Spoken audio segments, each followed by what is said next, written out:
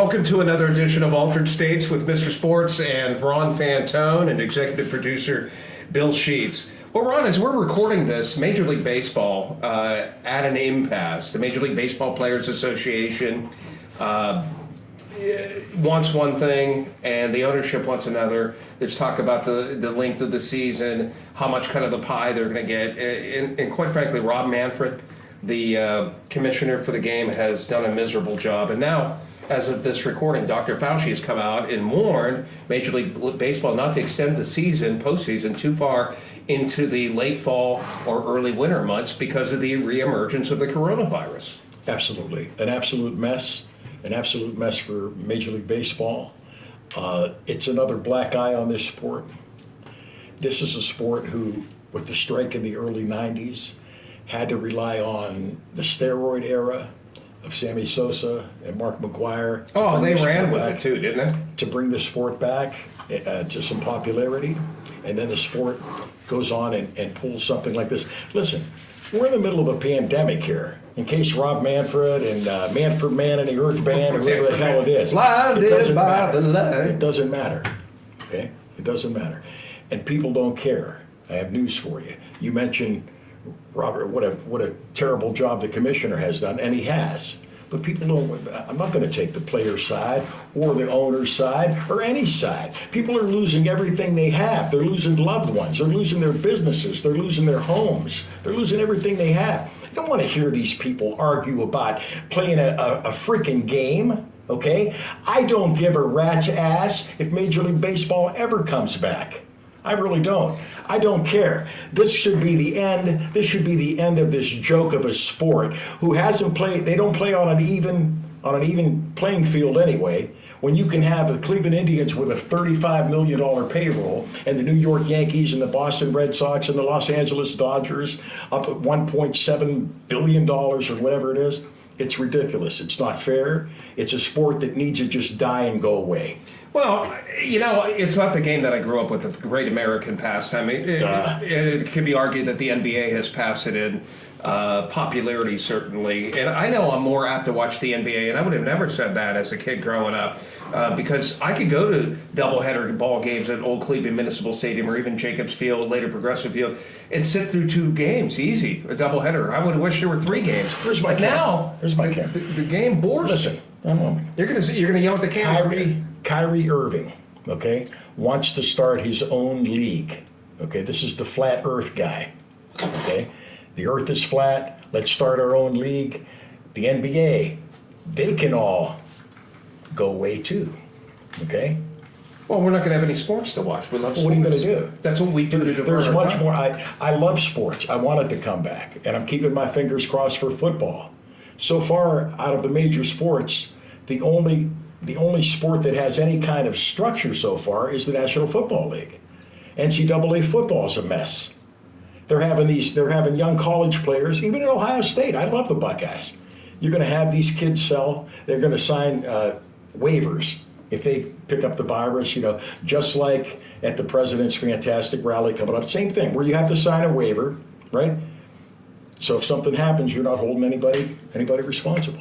It is getting scary in the world Yes. of sports. And honestly, even when the games come back, folks, we really don't know what we're going to see. Now imagine no crowd, no audience, no cheering. What's it going to look like? Is it going to be the same game that we've all known and love anyway? Now, Major League Baseball. It's going to look like a lot of appearances I saw you make in the past. That's about there it. were, and that kind of thing, painted on faces. Yeah, pictures. exactly. Now, it's weird. I've caught a couple. What if we don't like it? I've caught a couple of the soccer games, Mm-hmm. that the German soccer, and they're live now, but no fans. It's strange. It really is. It's not the same game, is it? It's weird. No. And the NBA, resuming their season down in Orlando.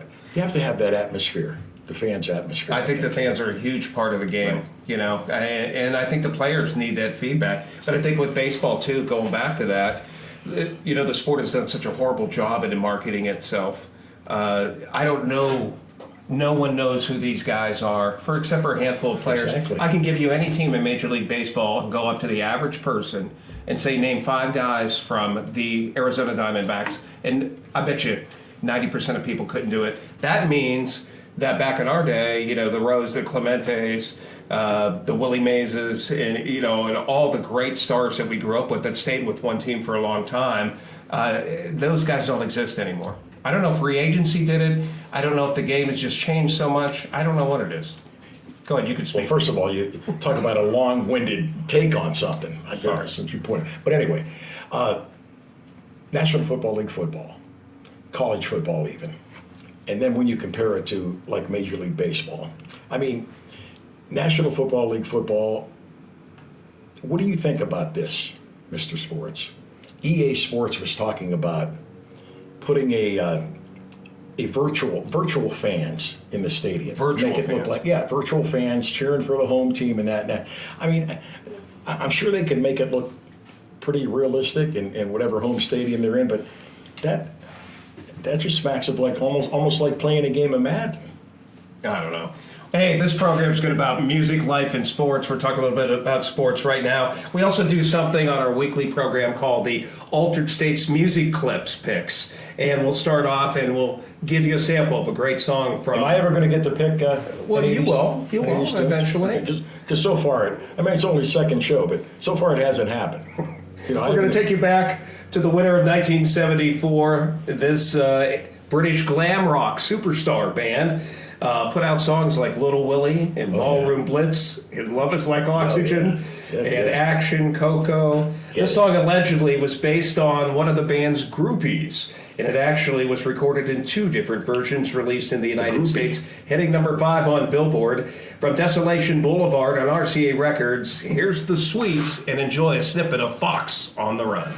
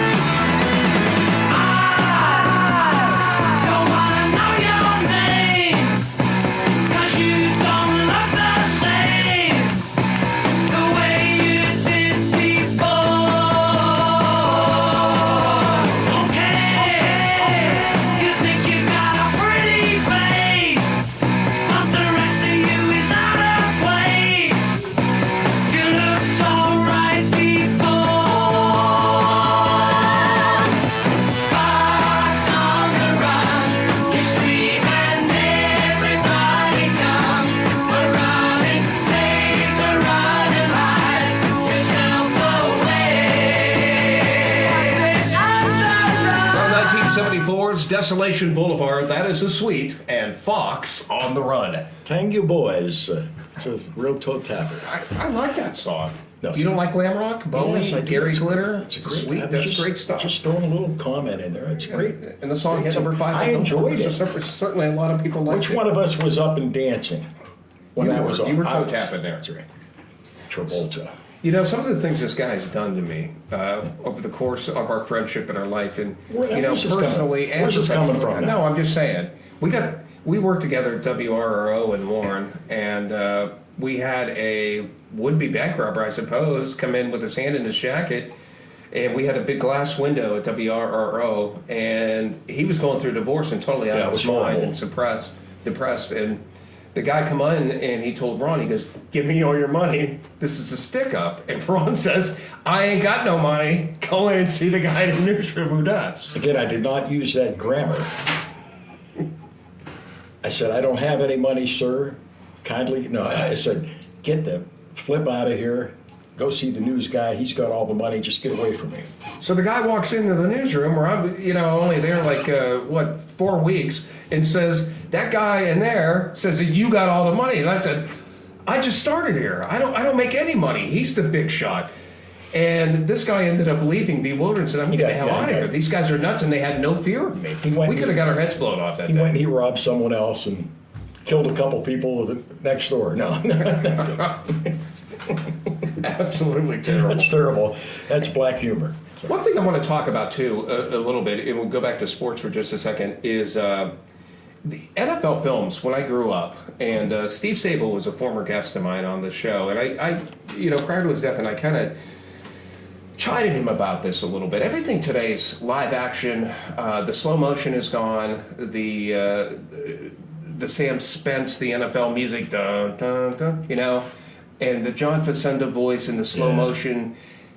Today's world doesn't seem to enjoy what we watched growing up, and I wonder why it's changed. Is it a world of immediacy that we don't like it anymore? I just think a lot of the things we watched, like we watched NFL films and we watched those highlights. That's what made me love the NFL. It did. And it was just like, though, at that time, the Monday night highlights, when Howard Cosell would do the highlights. I mean, you waited for that. Everybody in the country waited to see that 10 minutes of highlights. But now, you have your phone. I can watch highlights anytime I want. I can watch entire games, go on NFL Game Pass and watch games from 10 years ago, historic games. So yeah, I'm only because they have so much access to so many other things than we did. And you're right, Monday Night Football. I was younger then. I'm certainly not anywhere near your age. Yeah, I'm not. But Mom would let you stay up. And you hope that your team would be shown, and everybody blamed Howard Cosell for that, but Cosell made Monday Night Football. And a big part of why he made Monday Night Football so successful is that he was such a hype machine about everything during the course of the game. But those halftime highlights, the way he did them, which is a big influence. If you listen to Chris Berman today, that's how Berman does it. You waited for your team to be on there. You hoped they would. Highlights. You really did. It was a big thing to have your team on there. 30 seconds or whatever the highlights were, and it was just, it was awesome. Different time. And then you had This Week in Pro Football with Pat Summerall and Tom Brookshire, and they would do a little spiel about each game that they were about to show. Last week in San Diego, the Chargers really met their match against a really explosive Kansas City Chiefs defense, and then the other would start off the highlight package, and I love that stuff, and I miss that. Today it's all mic'd up. I'll tell you, folks, last week, Casey Kasem. This week, Tom Brookshire. It's amazing. The people that I feel like I'm working with, one of the great impressionists of all time.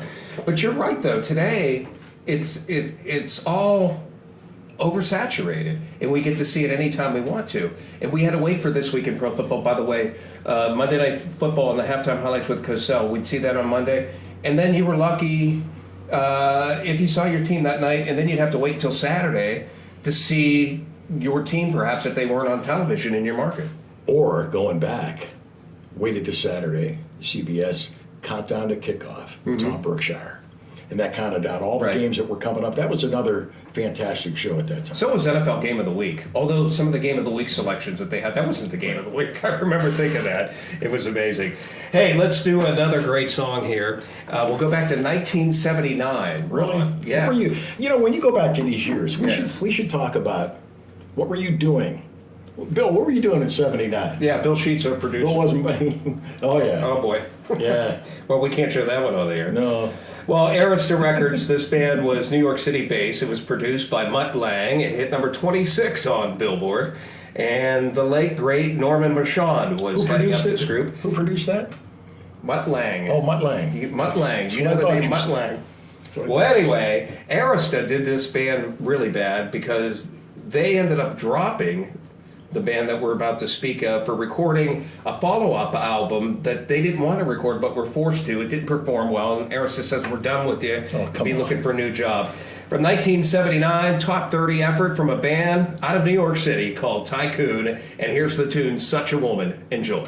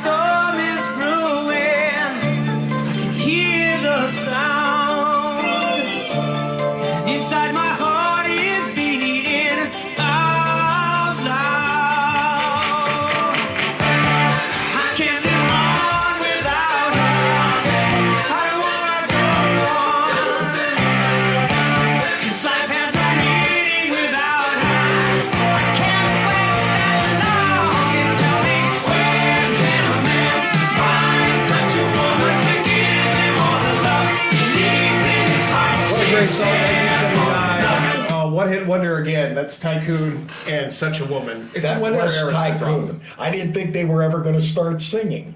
Well, it took it a just while. went It's on a little and while. on You know, and that's on, one of the things about the late on. '60s. Oh, bull! Back in the late '60s, those songs by Yes and some of those bands went on for 11, 12.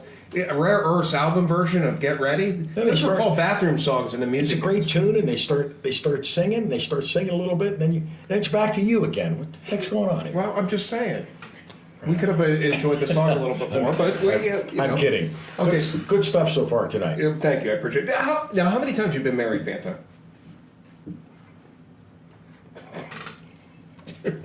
Why? Where does that come from? Well, the Why- reason why is- would you ask me that? I'm curious. Now, people think I've been married because it bothers me. You've been married 4 times. Wow. Now, 4 times? in each of those cases, did you blame your ex-wives, or was any of it your Absolutely. fault? Well, of course. I never did anything. Nothing. No, not that I can think of off the top of my head. Now, do you miss being married? Absolutely not. No. Why not? I think you get set in your ways after a while. Mm-hmm. You know, and you don't want that, you know, that kind of. I mean, to me, that's just me, though. That's just me. Now, did you bow down, or did you fire back No, I was very passive, very passive. in your marriages? I think, you know, when you look at it, and I think, too, when marriages end and everything, it's hard because you have kids, and, you know, it's hard to go separate ways after that. And I think the one thing, that you know, when couples split up and everything, that you don't account for is that your ex-wife, me, we're going to end up with different people, so the kids have to be introduced to 2 other people coming into their lives, and it's a huge adjustment. Yes. I know somebody very close to me going through that right now. Yeah, it's a tough situation for. My heart goes out to anyone going through that. And when we talk about the talk show elements, and this is some of the things that we want to do, music, sports, and talk about life in general, we really don't know where we're going to go, obviously, No, absolutely not. from show to show. No. But what do you think makes an effective talk show? I think it begins with, I think you have to have An effective what? effective talk show. I think you have to have chemistry. I think chemistry. Better cut that one out, Bill, because I'm pretty sure I thought it. You know, No, be careful. You know, you have to have will you chemistry. please be careful in the words that you speak. There could be children watching. I said, you No, know you what didn't. I heard what you said. Don't make it up. Don't make something up. Hey, you can run this tape. We'll run this tape back someday. You know, I know what you said, but it's okay. I get it. But don't you think chemistry is a big part of an effective talk show? And you and I have this history, you know, both on and off the air, this personal friendship. But it was a professional friendship too. And, you know, having worked together in 1989 at WRO, and we only got to do it for a short period of time, Yeah. but we knew right then. Yeah, but a good time. But a good time. We got a quick following, and it was some of the best time I had in my radio career. It really was. And I think talking to some of you, and I remember walking into the studio, one of the things that you loved doing was talking and having a rapport with your listeners. That was an essential part of the show. It's important, and it's going to be important here too. I think viewers, listeners, whatever, you have to have that. I think you have to have that rapport, and almost like you become part of what folks do. You know, once a week or whatever. You know, be part of their routine is what I think we're shooting for. Well, I think with We want to become part of your routine. That's what we want. I like that. And I think a lot, you know, when you listen to radio today, it's changed. It's not the same. I mean, the Johnny Kays and the Dick Thompsons and the Boots Bells and the legends, Dick Biondi, and, you know, we had so many great voices in our area and personalities. And there's still some that are still doing it. A.C. McCullough's a prime example, but it's changed. It's corporate control. They tell you what to say, how long to talk. You're not allowed to be a personality. And it's taken away the sting and the effectiveness of being a good disc jockey. There is really no more local radio. It's all corporate, or it's all piped in. It's all Syndication, automation. Syndicated. And the thing that I think that I miss most as a listener, and I miss most as a morning man doing, was that morning communication. You could talk about things that went on in the area last night. You could talk about different places that people went to. You identify with your listeners, and people know these different places, and they've lost that now. You know, they'll pipe in with the local weather once in a while, and that's the only locality But it's all they it's have. all on what's called voice track. It's all taped.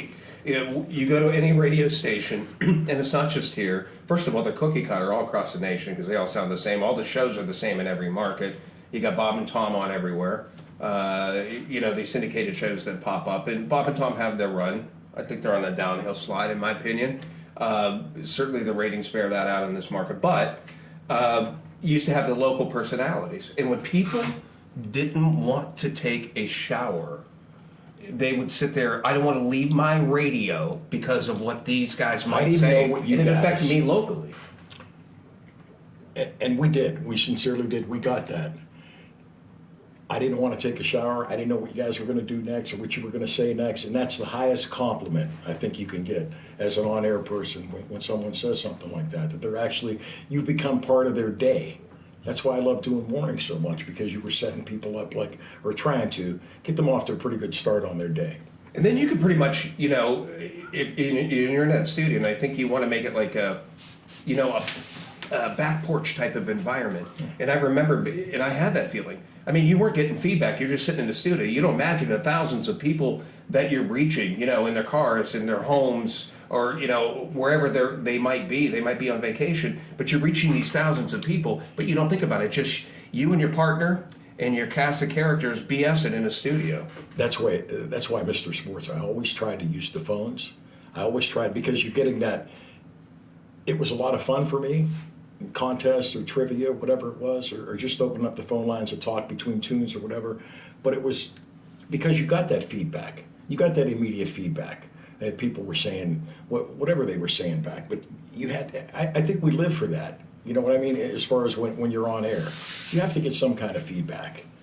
And you talk about, our buddy Bill Sheets is producing a documentary that's going to be released this year on Boots Bell, and I was part of that. Honored to be part of that. But Boots would go out, and hundreds of people would show up. That's because the power of the disc jockey and the personality was allowed to shine through, and Boots certainly had that persona about him. Today, you could send any disc jockey to any event, and God knows why some businesses pay it, and they do, and you're lucky if 10 people show up for the event. Right. It's true. Absolutely. They just don't have that power appeal anymore, and I don't care who you are. Absolutely right. Absolutely right. Those kind of guys and those kind of DJs are, long gone. Only because I don't think there's that kind of, market for that anymore. You know what I mean? Because of all the different options that people have and things of that nature. It's a different time. You remember the WHOT good guys back in the day? They had the top 100 come out. Everybody would get those sheets and read the top. The tune decks. And everybody knew what the number one song was and where it was last week and everything, and people followed that. When the good guys, WHOT good guys, would go out with their basketball team, they would pack in these gymnasiums. People would come out to see the guys that were on there, Johnny Kaye and Boots Bell and Smoochie Causey and Dick Thompson, and Jerry Starr. Those were the guys, exactly. Smoking Bill Cannon Jerry for a while. He had Jerry Starr. Smoking Coke going on. Smoking Bill Cannon. Exactly. It was a big thing. And I remember, whether you went to Idor Park or you went to Farmer Jim's and you'd sit there and you'd listen to your radio, it wasn't just for the music. It was because you wanted to hear the disc jockey and what he had to say. And sadly, those times are behind us, and I don't know if we could ever bring it back again. We were talking about baseball. Now, Johnny Kaye was like the biggest Cleveland Indian fan. At that time, as a kid, I was all into baseball. It was different then. You were like that too. Baseball's lost, obviously, a lot of it shined for me. But I listened to Johnny Kaye every morning because he'd always talk about what the Indians did the night before. You had to go to bed maybe before the game was over or whatever. Turn on Johnny Kaye in the morning on HOT, and he'd have, what the Indians did and have sound effects playing if they won or if they lost or whatever. And that's missing. That's missing now. Well, speaking of Youngstown, and what's missing is this band. They are legendary. You think about the area bands, and there were so many: Glass Harp, Blue Ash, Puba. I don't want to leave anybody out, but certainly this band would be at the near or top of many's list. Peppermint Productions, Dennis T. Menace used to be with the Pied Pipers, Patsy Palumbo, Roy Guerreri, Tom Faginski, Jim Puhala. They did a 10-inch EP simply called Riding Again, and here's the song called Love Shooter from that 10-inch EP from the famed band known as Left Dead. Enjoy a little snippet.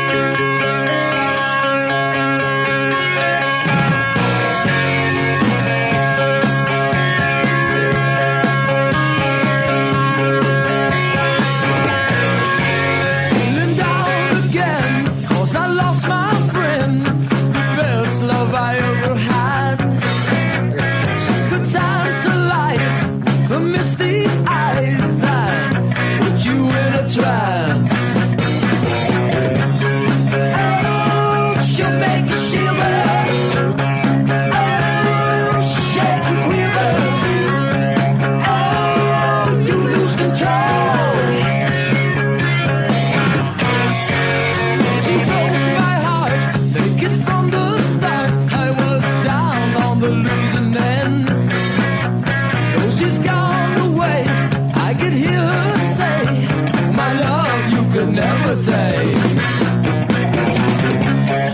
Oh, she'll make a shiver. Oh, shake and quiver. Oh, you lose control. Gonna rock your soul. Love shooter, I miss you. What a great band from Youngstown, and we're certainly proud of them. The 10-inch EP, 1979, Riding Again, was a part of a 4-song or 4-track compilation on that great LP. Dennis T. Menace, Wild Man, Alice Cooper before Alice Cooper, really, I mean, he'd wear makeup and Yes. his costumes, the long hair, and he'd just scare the living hell out Awesome. of everybody. And people loved him. He'd come out and growl, and he'd wear these crazy pants, and he was actually my cousin. Do you know that? You surprised? It runs in the family. Doesn't surprise me. He was a wild man and did this area proud. And Great group. I got to tell you, one of the last months when he was still alive, I was at old BW3, and I really thought about getting him back for a concert. And I knew he was quite ill by that point. And I walked up and I said, Dennis, my brother, how you feeling? And he goes, I'm okay. I said, you look good, like you could still sing. He goes, I can't sing anymore. If I did, I'd have to do it from a wheelchair. And sadly, I remember getting a call from Patsy Palumbo, the drummer for Left End, his longtime bandmate, saying that Dennis had finally passed. Yes. But it was sad in the Yes, it annals was. of Youngstown rock history. Yes, it was. No doubt about it. And so many great bands. But we'll have Patsy Palumbo on a future show, too. Hey, we sure hope you enjoyed Altered States with Mr. Sports and Ron Fantone. You had a good executive time. What a good Producer, time. yeah. Bill Sheets. It's about 9,000 degrees up here, so we're getting ready to cut it loose Thanks, until Bill. we do it again next week. Thank you all for watching Altered States with Mr. Sports and Ron Fantone. Until then, goodbye.